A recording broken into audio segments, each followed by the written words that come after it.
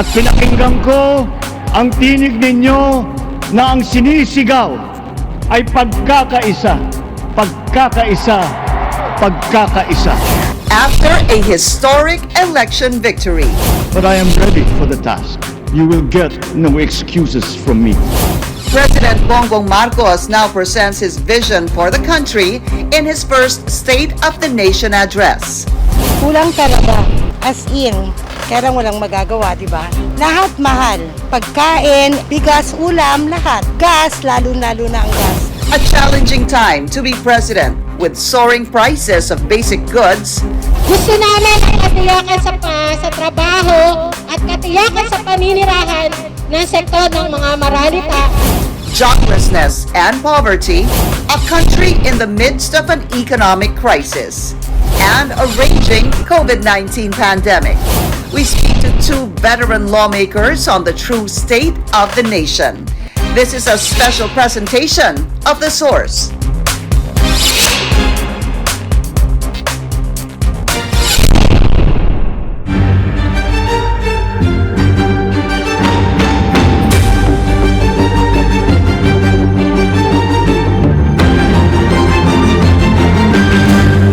And let's go straight to the source of the story. We have former Senator Francisco Kit Tatad. Senator, thank you so much for your time. It's good to see you in person. It's my pleasure, Pinky. I watch you, but this is a great opportunity to be with you on the set. Likewise. So, you will be at the Batasan Pambansa Yes. on Monday. I'll be listening. You'll be listening. Okay, this is going to be my, well, obviously my first question. What are you expecting from President Bongbong Marcos's first State of the Nation address? What do you want to hear? Well, I don't believe that's a very fair question. Why is that? Well, SONA is a speech coming from the President to the nation. He's supposed to describe the state of the nation as he finds it, and the speech should be accompanied by a program of government which he intends to pursue in the next 6 years. All in one go or every year of those 6 years. I think it is prudent and practical to wait and listen to the President, what he has to say, before we make any judgments. I don't want him to respond to what I say he should be telling me. I want to hear what he's telling us before we begin to dissect Fair enough. his pronouncements. But because of the various issues we're facing right now, aren't there specific solutions or programs or measures you want to hear that the President will implement to be able to address certain issues? For example, the economy. Well, we have to give it a broader perspective. The world today is in crisis.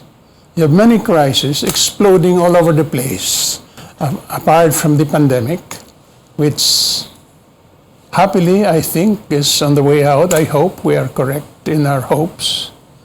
Apart from the pandemic, we have the war in Ukraine, where we have the saber rattling in Taiwan, we have collapsing economies and governments everywhere, not only in Pakistan or in other places, but all over the world. The most powerful economy today is battling its highest inflation rate in 40 years. China, which has been the engine of economic growth, is now experiencing bank failures in at least 85 cities. How many economies have collapsed? We have one country in our neighborhood where the government has fallen. Hundreds of thousands of people have surged around the presidential palace. Mm-hmm. And according to the experts, there are any number of countries in the same direction, headed in the same direction. So it is not the best time to be president of any country anywhere. Mm-hmm. Oh, but On the other hand, okay. On the other hand, Bongbong Marcos is coming into office with the highest majority ever attained by any president in the last 36 years. Well, we listened to his inaugural address on the 30th of June. It was held at the National Museum, which used to be the Congress. In 1970, during the first State of the Nation address of his father, after he was re-elected, he became the first re-elected president of the Philippines. He was met with a violent storm, which presaged the first quarter storm. BBM was able to deliver his inaugural address without any massive calls for anything against him. And today, What do you mean without any massive calls against him? What do you mean by that during his inaugural speech? well, compared to what happened during his father's time, Okay. outside the Philippine Congress, Marcos was met with crocodiles and other things, Bonnie and Clyde statues, etc. In other words, the celebration of his victory as the first duly elected president was countered by massive forces against him. Now, for the first time, the son, elected by 31.6 million Filipinos, was able to deliver his call for reconciliation and national unity without massive crowds against him. What did the president say during his inaugural speech? He said he's very optimistic. That's what he said. I'm very optimistic about the future. And if you question why, he says there are 31 million reasons why I am optimistic. I have faith in the Filipino people. I'll ask you this, Senator. With programs or measures that the government will implement in the next 6 years, because of this 31 million Filipinos, an overwhelming number, would you think it's going to be easier for President Bongbong Marcos to implement even possibly controversial measures because of the mandate he got from the Filipino people? Well, theoretically, yes. But in politics, theory must yield to practice. It is not so easy all the time. He has the advantage of being able to show to the people that he wants to do a good job of the presidency. And I think he's genuinely in love with the Filipino people. And that is a great advantage. But everything must still be put to the test. The cabinet has hit the ground running. And that is a good thing. I think his decision to occupy the portfolio of the agriculture secretary is a good one.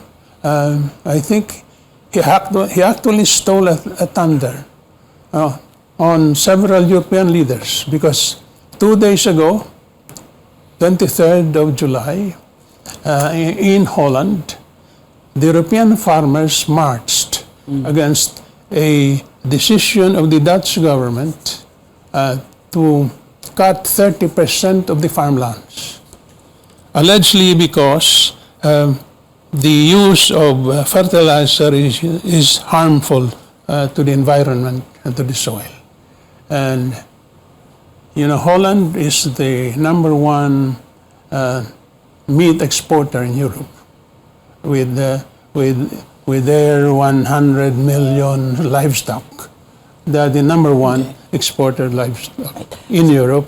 They're the second largest exporter of food products worldwide, value-wise, after the United States.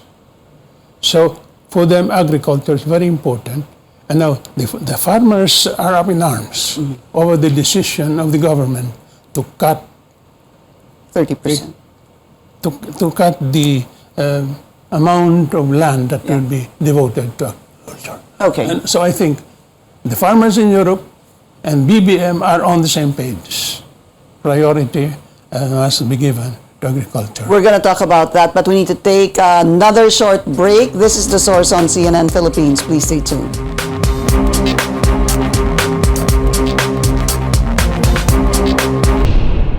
You're watching The Source on CNN Philippines. I'm Pinky Webb. Our source today, former Senator Kit Tatad. You said it was wise for President Bongbong Marcos, Senator, to take on the agriculture portfolio. What should be done immediately? Well, I am in a position to give concrete and specific advice on these issues. We need experts to be pulled in together to work under one leadership. I mean, the president himself cannot provide the technical expertise. He has to bring in all the people. But his imprimatur is needed to make sure that the nation moves in one common direction. Right. As president, taking on the portfolio Yes. of the Department of Agriculture. Very clear. You may not be, he certainly is not an expert on that, but being the president and being the secretary of the Department of Agriculture pulls a lot of weight Yes. into what and where the government should be taking the direction on agriculture. But food crisis, it's been talked about. There is a looming food crisis. Do you believe this? I believe it. I deal with people on the ground who do not eat 3 times a day anymore. You know, it's a sad sight when you go around. Of course, the pandemic became the excuse. But more than the pandemic, we have not been producing enough food. We've been losing jobs rather than putting people to work. The rice tariffication law, do you have any reaction on that? There are calls to repeal this. Should this be looked into again? Yes. Nothing should be spared from a second look. Especially this is a new administration. I mean, it is not to criticize the previous administration, not to find fault with the past, but to make sure that if we are going to pursue anything that is ongoing, we are on the right track. But what would be the most, if I were to ask you the 3 most pressing issues that need to be addressed, what would they be? The economy, And the economy. and the economy. Okay. What about, let's say, generating job generation? That's part of it. Yeah, it's part of the economy. Yes. Senator Franklin Drilon was saying that to be able to generate more jobs, let's not look into government anymore. Let's look at the private sector, strengthen them so that more jobs will be created. Do you agree with this? Completely. I mean, the running of the society has never been just the work of government. It is the combined effort of both the private and the public sector. Yeah. One last topic I wanted to discuss with you is that just briefly for those who may not know, Marie Buenaventura talked about your autobiography, All is Grace, and said it is a must-read. Just borrowing what she said, at 29, you were the youngest cabinet appointee of President Ferdinand Marcos. Yes. Information Minister for 10 years. Yes. 6 years at the Batasang Pambansa. Yes. You were also the first cabinet to resign from the Marcos administration, right? The only one. The only one, okay. And then senator for 9 years, 6 years and 3 years. You were also the spokesman of the Department of Public and Information. What I'm trying to say is you've lived through 2 Marcos presidents. I wore so many hats. Yeah, and a journalist as well. Senator, what gains of the father, should the son pursue, and what should the son avoid? Well, I will borrow from Lee Kuan Yew. Lee Kuan Yew, when he was asked, was still in the prime of his years. What's going to happen to Singapore under his son, B.G. Lee, to become the prime minister after Goh Chok Tong?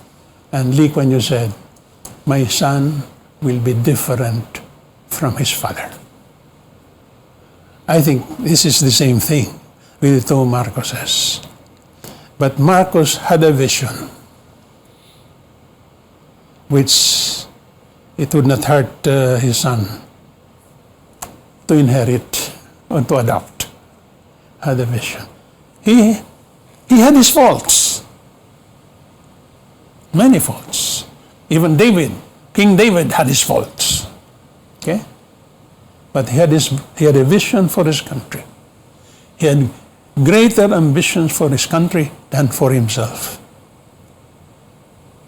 I think Bongbong will be on the right track if he follows that.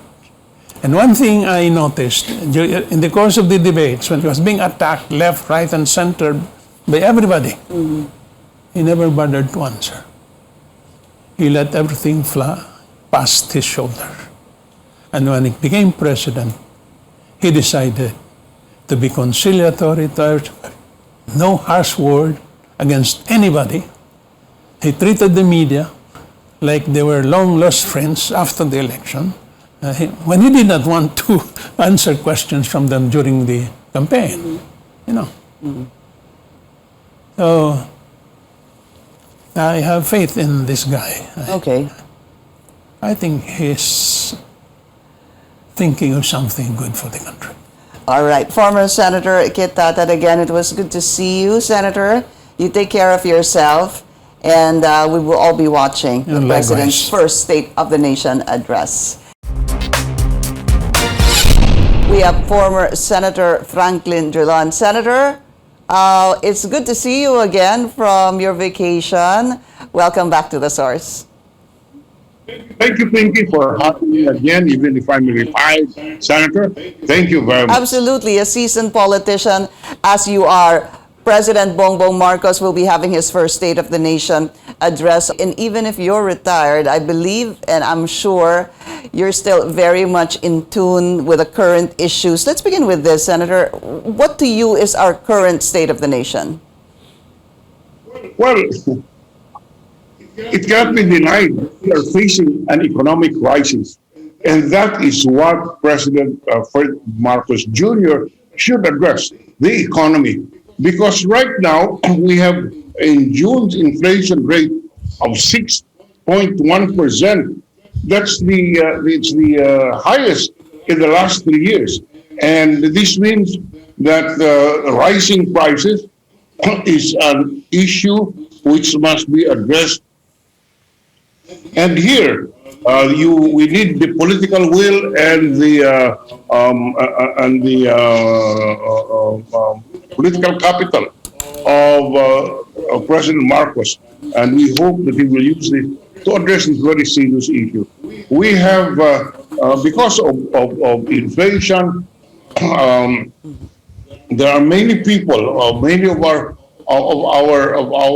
countrymen are living below the poverty line, and this is because of our difficult economic situation. The data of the Philippine Statistics Authority would indicate that about 4.7 million Filipino families live below the poverty line, or 27 or 23, 24% of our population is living below the poverty line. In other words, we have something like 26 million of our Filipinos living below the poverty line, whose income is even below the threshold income of 12,000 pesos per month for a family of 5. So this is a very serious issue. And of course, this is aggravated, our issue, our problem on the prices is aggravated by the very heavy borrowings that the previous administration had to resort to, given the pandemic that we went through. And therefore, this reduces the fiscal space in the budget for government programs, because we have to pay interest and the debts. The Philippine outstanding debt is almost 13 trillion as of April this year. Okay. Almost 12.76 trillion to be exact. And this means that we have higher interest expense budget. And when you have to pay our debts, then you reduce your fiscal space for social services, for infrastructure. The newspaper, the media today carried headlines about the Secretary of the DSWD, Secretary Tulfo, saying that he will graduate. I don't know, I can't remember the number of families, but this will again. This is, I think, dictated more by the difficulty in raising revenues. It's quite unfortunate because there's a lot of people who would need assistance from the government even at this time. So to me, I repeat, Pinky, the first issue that must be addressed is the economy. And here, a lot of challenges lie ahead of President Marcos. He must use his political capital and his 31 million votes that he received in order to institute reforms in our economy. Painful, but he has to raise taxes. Let's not kid ourselves. He needs. We need revenues, so we have to increase taxes in order that we can arrest the growing foreign debts that we have. You're saying, Senator, there's a lot to there's a lot to talk about with what you said. No? First, you called it an economic crisis, but I want to go back to what you just said last. You said there must be increase in taxes. How do you mean by that? Do you mean that there should be new legislation to be able to increase revenue in the form of new taxes, or are you talking about a more efficient collection of taxes? Well, we have, I've been long enough in government to know that every SONA, there is an assertion that we must improve our tax administration. Yes, but that is easier said than done. We should look at really, and here again, painful as it is, the president must look at, and I'm sure his economic managers will advise him that we need new revenues, and therefore there must be a review of the existing tax structure. Okay, thank you for joining us here on The Source. I'm Pinky Webb. You're watching CNN Philippines.